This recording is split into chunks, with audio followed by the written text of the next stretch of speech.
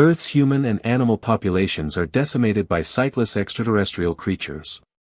These creatures, with hypersensitive hearing and indestructible armored skin, attack anything that makes noise.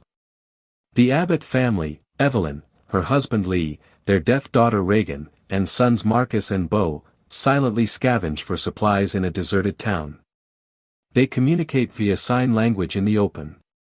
Bo finds a battery-powered toy space shuttle. Lee, knowing the noise it would make, takes it.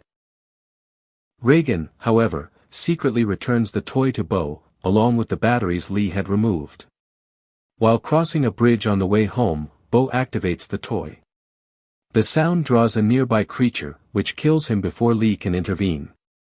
Over a year later, Reagan struggles with guilt over Bo's death. Evelyn is in the final stages of pregnancy, while Lee fruitlessly attempts to make radio contact with the outside world. Lee tries to restore Reagan's hearing by upgrading her cochlear implant with scavenged amplifiers, but the devices fail. Later, Lee takes Marcus to a river with a large waterfall to teach him to fish. Reagan, meanwhile, visits Bo's memorial. Lee explains to Marcus that the constant, loud sound of the waterfall masks their voices, keeping them safe from creatures. Marcus then reveals that Reagan blames herself for Bo's death and needs her father's reassurance. Alone at the house, Evelyn goes into labor. On her way to the basement, she steps on an exposed nail. In pain, she accidentally drops a glass picture frame, alerting a nearby creature. Evelyn flips a switch, turning the exterior house lights red as a danger signal, and struggles to remain silent through her contractions.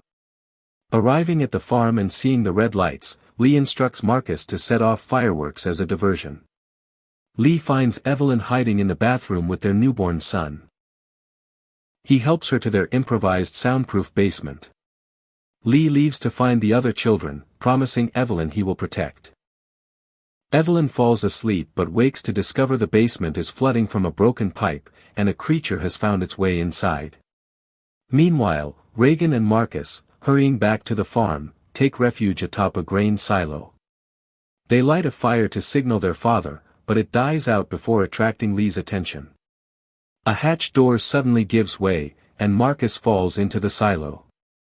The sound distracts the creature stalking Evelyn, drawing it towards Marcus and Reagan. Reagan, who jumped in after Marcus, sinks into the corn and nearly suffocates, but Marcus saves her. Reagan's cochlear implant reacts to the creature's proximity, emitting a high-frequency sound that drives it away. The children escape the silo and reunite with their father. The creature returns, attacking and wounding Lee while Marcus and Reagan hide in a pickup truck.